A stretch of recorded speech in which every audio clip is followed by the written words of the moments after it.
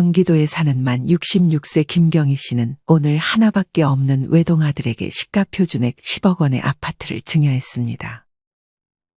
이유는 정말 단순했습니다. 남들 다 받는 기초연금을 자기만 받지 못하는 것이 억울하다는 이유에서였습니다. 이제 만족해? 김 씨의 남편은 이런 김 씨의 결정이 마음에 들지 않았습니다. 남들처럼 성실하게 세금 냈으면 나도 받을 건 받아야죠. 기초연금 신청은 한 거야. 그럼요. 어차피 저희가 뭐 생활비가 많이 나가는 것도 아니고 이제 공짜 돈 받으면서 마음 편하게 지낼 수 있겠네요. 김 씨는 자기가 아파트를 증여했으니 남편에게도 기초연금이 나올 것이라 생각해 들뜬 마음으로 얼른 남편도 데리고 가서 기초연금을 신청했습니다. 하지만 김 씨는 기초연금 지급 대상이 아니라는 말을 들어야 했습니다. 김 씨는 당장 관련 센터에 전화해 그 이유를 물었습니다. 대체 왜 기초연금을 받지 못한다는 거예요? 내가 그거 받으려고 아파트도 포기하면서 증여세까지 전부 부담했는데. 아쉽지만 재산을 증여하거나 처분한다고 해도 곧바로 재산에서 없어지는 게 아니라서요. 그니까 그게 대체 무슨 말씀이냐니까요. 직원은 김 씨가 알아듣기 쉽게 예를 들어 설명해 줬습니다. 직원은 자연적 소비 금액이라는 것이 있다며 이는 즉 증여 등으로 인해 발생하게 되는 재산의 감소분에 대해 매달 자연적으로 차감되는 기본 금액을 의미합니다. 2025년 기준 자연적 소비 금액은 단독 가구의 경우 251만 원, 부부 가구 기준 305만 원 정도가 될 것으로 예상이 되는데 만약 1억 원을 증여했을 경우 김 씨는 부부 가구이기 때문에 305만 원이 매달 차감되는 것입니다. 즉 1억 원을 증여하고 한 달이 지났을 경우에는 1억 원에서 305만 원을 뺀 약 9,695만 원이 재산으로 계산되는 것입니다. 만약 10개월이 지난다면 305만 원 곱하기 10, 즉 3,050만 정도가 빠져 약 6,950만 원 정도의 재산이 아직 남아있는 것으로 계산되는 것입니다. 물론 이미 1억 원은 자신에게 없는 돈임에도 불구하고 말이죠. 김 씨의 경우 시가표 준액 10억 원의 아파트였기 때문에 매달 305만 원씩 차감돼 완전히 재산상에서 10억 원이라는 금액이 차감되려면 33개월 정도가 지나야 합니다. 이는 증여세나 상속세를 납부했는지와 관계없이 모두 반영되는 것입니다. 김 씨는 그제서야 직원의 말을 이해하고 자신의 무지로 인해 원치 않았던 결과를 받아들여야 했습니다. 불행히도 김 씨의 남편도 이 같은 사실을 알지 못했습니다. 아니, 나한테 없는 거면 바로 재산에서 빼줘야 되는 거 아니에요? 대체 왜 그렇게 정한 거예요? 김 씨는 인정하기 싫은 마음에 직원에게 화풀이를 했습니다. 아무래도 자식들에게 편법으로 증여하는 걸 막기 위해 이런 제도를 만든 것 같습니다. 직원은 친절하게 김 씨에게 설명해 줬습니다. 김 씨는 울며 겨자 먹기로 남편에게도 이 사실을 알렸습니다. 그러게 내가 그냥 기초연금 받지 말자고 했잖아. 겨우 몇 푼 더 받아보겠다고 이게 뭐야? 당장 아들한테 준 아파트라도 가져와요. 이제 와서 그걸 또 어떻게 달라 그래? 그때 분명 저희가 완전히 주는 건 아니고 그냥 가지고만 있으라 잘 설명했잖아요. 김 씨는 그렇게 곧장 아들에게 전화를 걸었습니다. 엄마, 죄송해요. 뭐가 죄송하다는 거야? 실은 제가 증여해주신 아파트로 담보대출을 받았어요. 뭐? 너 지금 제정신이야? 그 돈은 어떻게 됐는데? 정말 괜찮은 사업 아이템이 있었는데 이렇게 빨리 망할 줄 몰랐어요. 그 돈을 홀라당 날렸다는 거야? 아들은 그새를 못 참고 아파트로 담보대출을 받아 사업을 했는데 몇 달 만에 그 돈을 모두 날려버린 것이었습니다. 김 씨는 그저 자기 자신을 탓했습니다. 김 씨와 남편은 결국 더욱 허리띠를 졸라매며 쉽지 않은 노후를 보내게 생겼습니다.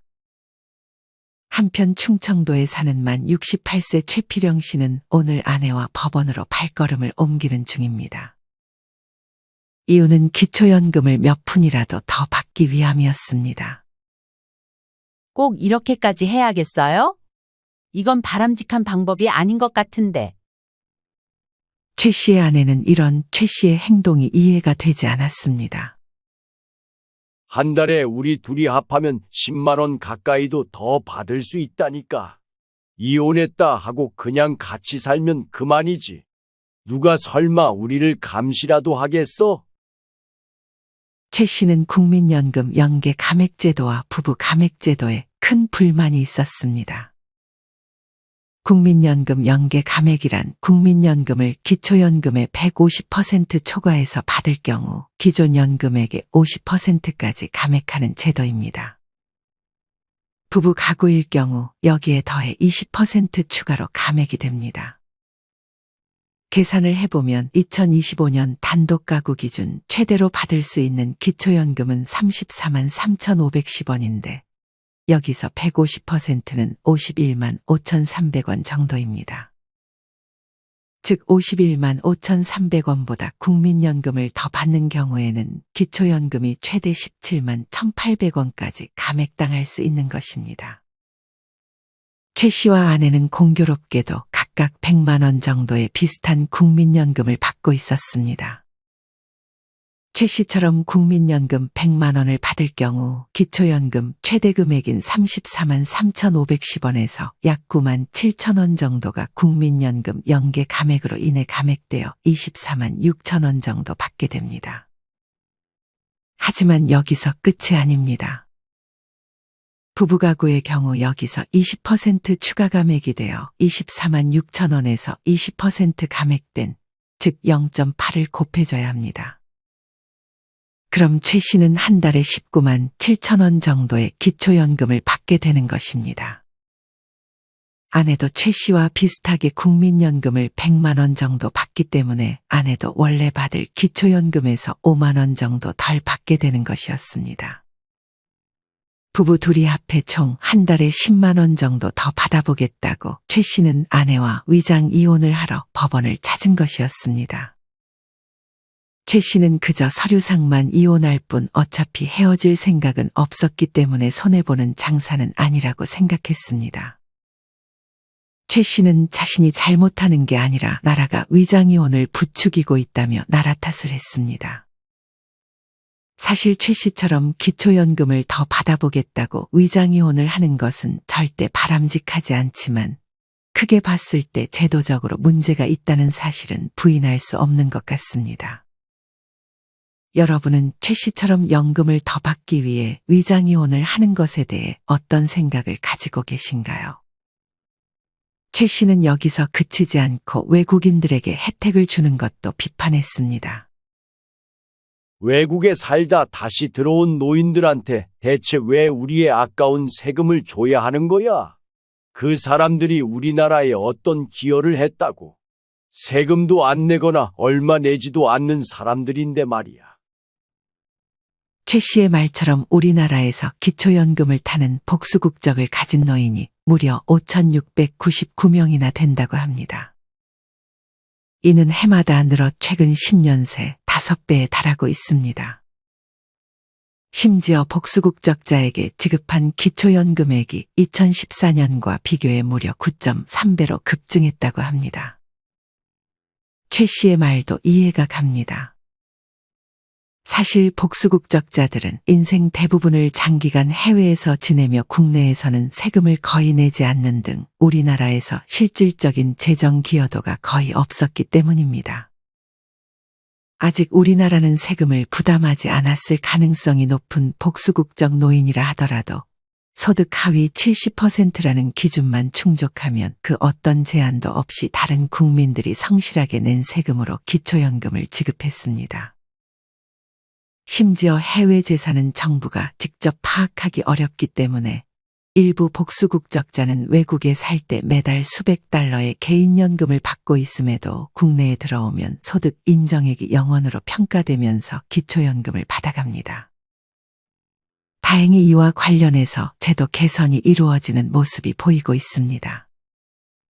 보건복지부에 따르면 65세 이상의 복수국적 노인이 국내로 들어와 기초연금을 받으려면 19세 이후 국내에서 5년 이상 살았는지를 확인하는 거주 요건을 추가하기로 했다고 합니다.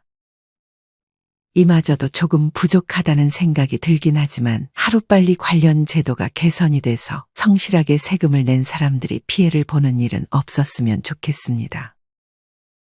한편 여기 강원도에 사는 만 70세 강미자 할머니는 5년째 기초연금을 받고 있습니다. 강 씨 할머니에 따른 공무원을 하면서 몰래 사업을 할 구상을 했습니다. 원래 공무원은 겸직이 안 돼서 자기 이름으로 사업을 할 수가 없었습니다. 이에 강 씨에 따른 강 씨에게 사업자 명의만 빌려달라고 했습니다. 다들 이렇게 해.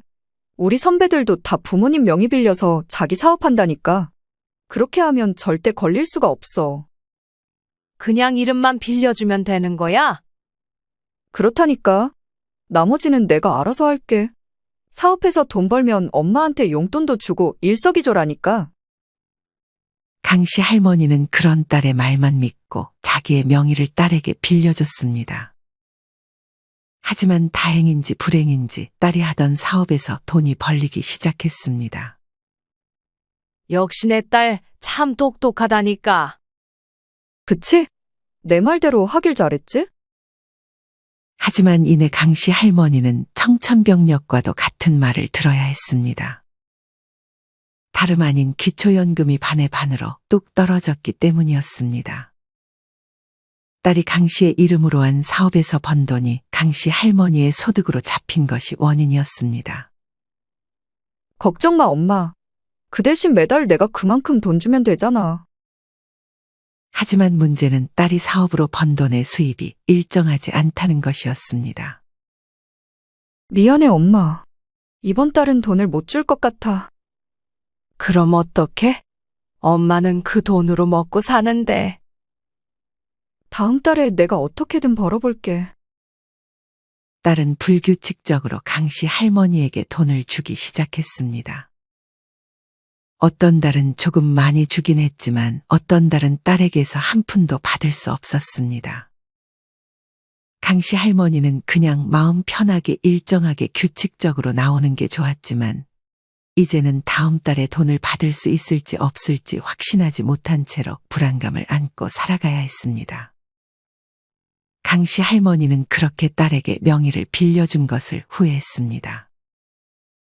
한편 여기 경상도에 혼자 사는 만 67세 백두석 씨가 있습니다. 백 씨는 현재 시가 5억 원 아파트 2채를 가지고 있었습니다. 그중 한 채는 3억 원의 전세를 주고 있었습니다. 백 씨는 술을 마시며 친구와 대화를 나누다 기초연금에 대한 이야기가 나왔는데 혹시 자신도 기초연금을 받을 수 있는지가 궁금했습니다. 백 씨는 당연히 못 받겠거니 해서 신청을 하지 않고 있었는데 받을 수 있다면 굳이 이걸 거부할 이유는 없었습니다. 어릴 때부터 워낙 공부를 잘했던 백 씨는 스스로 이에 대한 정보를 찾아보기 시작했습니다.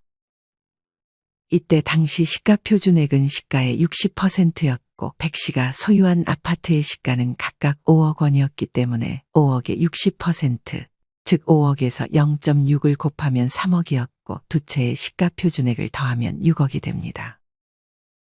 여기서 중소도시에 살고 있던 백 씨는 8,500만 원을 공제받아 6억에서 8,500만 원을 빼주면 5억 1,500만 원이 됩니다.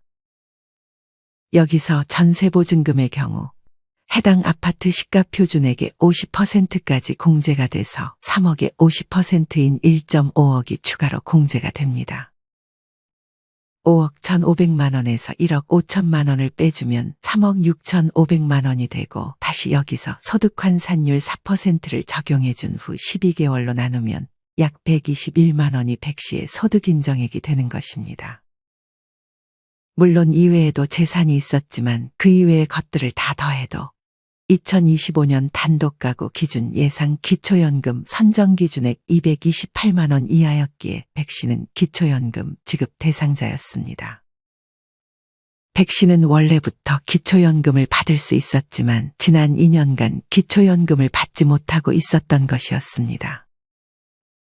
백 씨는 같이 술을 마신 친구 덕에 기초연금을 신청해 매달 받는 연금이 추가돼 친구에게 비싼 술을 한 번 사줬습니다. 백 씨의 친구는 자기 아는 지인이 있다며 똑똑한 백 씨에게 자기 지인도 기초연금을 받을 수 있는지 물었습니다. 이후 친구의 전화에 친구의 지인 고 씨가 술자리에 얼굴을 비쳤습니다. 이번 일을 계기로 기초연금에 대해 아주 잘 알게 된 백 씨는 어떤 부분이 궁금한지 물었습니다. 제가 기초연금을 지금 받고 있는데 돈 벌면 월급이 나오니까 그것 때문에 기초연금을 못 받게 되는 게 걱정이라서요. 만약 이래서 돈 버는 대신 기초연금 못 받게 되면 차라리 놀면서 기초연금 받으며 생활하는 게 낫지 않아요? 꼭 일을 한다고 기초연금을 못 받는 건 아니에요. 물론 근로소득도 소득인정액에 반영이 되는데 2025년 근로소득 기본공제는 아마 111만 원 정도가 될 것 같아요. 그만큼 공제를 받고 계산하는 거라 엄청 크게 깎이진 않을 거예요. 혹시 한 달만 일해도 그게 반영이 되나요? 근로소득 공제의 경우 3개월 이상 상시근로소득만 인정을 해요. 게다가 111만 원이 끝이 아니라 추가로 30%를 공제해 주니까 일을 해도 생각보다 크게 기초연금이 깎일 걱정은 안 하셔도 될 것 같아요. 무엇보다 일을 해서 기초연금 깎이는 것보다 일을 안 해서 얻는 단점이 훨씬 크다고 생각해요. 백 씨의 말대로 만약 3달 이상 180만 원의 월급을 받으면 180만 원에서 기본공제 111만 원 차감한 금액인 69만 원에서 다시 30%를 공제, 즉 0.7을 곱해주면 48만 3천 원이 소득인정액으로 계산되는 것이었습니다. 들어보니 예금이나 따로 집도 없으신 것 같으니까 그걸 다 더해도 그렇게 많이 깎이진 않을 것 같아요. 그냥 일하시는 게 더 좋아 보이네요. 감사합니다. 도움이 많이 됐습니다.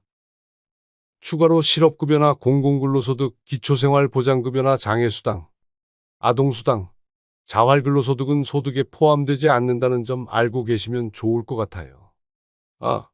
만약 나중에 산재급여를 받게 되면 그거는 소득의 100% 반영이 돼요. 친구의 지인은 많은 도움을 받았다며 자기가 대신 술값을 계산했습니다. 한편 이번에는 서울에 사는 만 71세 조영남 할아버지를 만나보겠습니다. 조 씨 할아버지는 매달 받는 기초연금이 아주 큰 힘이 되어주고 있습니다. 기초연금에 더해 물론 감액이 되긴 하지만 국민연금도 받고 있으니 씀씀이가 크지 않았던 조 씨에게는 아주 달콤했습니다. 조 씨는 이렇게만 평생 살면 여한이 없겠다고 생각했습니다. 그러던 어느 날 조 씨의 자식들이 조 씨의 생일 선물로 다 같이 전기차를 해주겠다고 했습니다. 전기차. 난 그냥 지금 타는 트럭으로도 만족하는데. 아버지 지금 차가 몇 년 된 차인데요. 너무 오래 타셨어요. 사고 나면 어쩌려고요. 전기차도 한번 타보고 싶어 하셨잖아요. 그래. 그럼 한번 타볼까? 조 씨는 마지못해 하는 척 자식들의 선물을 기쁜 마음으로 받았습니다. 하지만 불행히도 하반기에 실시되는 정기조사에서 조 씨가 소유한 전기차가 재산으로 잡히면서 조 씨는 기초연금을 더는 받을 수 없게 됐습니다. 차량가액 4천만 원이 넘는 차를 소유하면 가차없이 기초연금에서 탈락되는 제도가 있었기 때문이었습니다. 조 씨는 곧바로 자식에게 전화해 얼마 주고 차를 샀는지 물었습니다. 4천만 원이 넘었나? 한번 오빠한테 물어볼게요. 혹시 보조금은 뺀 금액이야? 보조금 포함하면 당연히 4천만 원이 넘겠네요. 사실 전기차의 경우 취등록세를 제외한 차량가액에서 전기차 보조금을 더한 것이 4천만 원을 넘기면 가차없이 기초연금에서 탈락하게 됩니다. 자신의 실수를 깨달은 딸은 부랴부랴 조 씨의 집으로 주소를 이전하고 명의를 변경했습니다. 하지만 상황은 더욱 악화됐습니다. 주소를 이전하는 과정에서 딸의 소득이 조 씨의 소득과 합산되면서 조 씨의 근로장려금 신청까지 불가능해진 것이었습니다. 설상가상으로 딸도 조 씨 밑으로 들어가면서 자녀 장려금 신청을 못하게 됐습니다. 결국 조 씨는 욕을 하며 전기차를 팔아버렸습니다. 이렇게 조 씨의 이야기처럼 전기차 한 대 때문에 연금이 한순간에 끊기는 것은 억울할 수 있을 것 같습니다. 정부에서는 친환경차로 전환하라고 국비까지 털어가며 보조금을 내주면서 정작 전기차를 사면 연금이 끊기는 상황이 이해가 되지 않는다는 의견도 많이 보이는 것 같습니다. 우리나라에서 판매되는 전기차 중 4천만 원 미만으로 판매되는 전기차는 거의 없기 때문에 더욱 이 부분에 대한 제도 개편이 필요할 것 같습니다. 한편 제주에 사는 만 65세 안전지향적인 성격의 부영필 씨는 따로 부동산이나 주식이 없고 예금만 3억 원을 보유 중이었습니다. 한평생 일을 하며 돈을 모았지만 결혼한 자식들을 도와주고 하다 보니 많다면 많고 적다면 적은 돈이 모였습니다. 부 씨는 일을 그만둔 상태에 따로 월세나 배당을 받는 것도 없었기에 이대로 가면 재산은 줄어들기만 할 것이라 생각해 기초연금을 받을 수 있는지 근처 동사무소에 가서 물었습니다. 동사무소 직원은 이것저것 찾는 척을 하더니 부 씨에게 기초연금을 못 받을 것 같다고 말했습니다. 하지만 뭔가 그 직원의 얼굴에는 확신이 없었습니다. 부 씨는 아들을 불러 5만 원을 주는 대신 알아보라고 시켰습니다. 아들은 계산하는 방법을 찾았는지 부 씨에게 곧장 보여줬습니다. 이 경우 먼저 부 씨가 보유한 예금 3억 원에서 기본 공제 금액인 2천만 원을 빼줘야 합니다.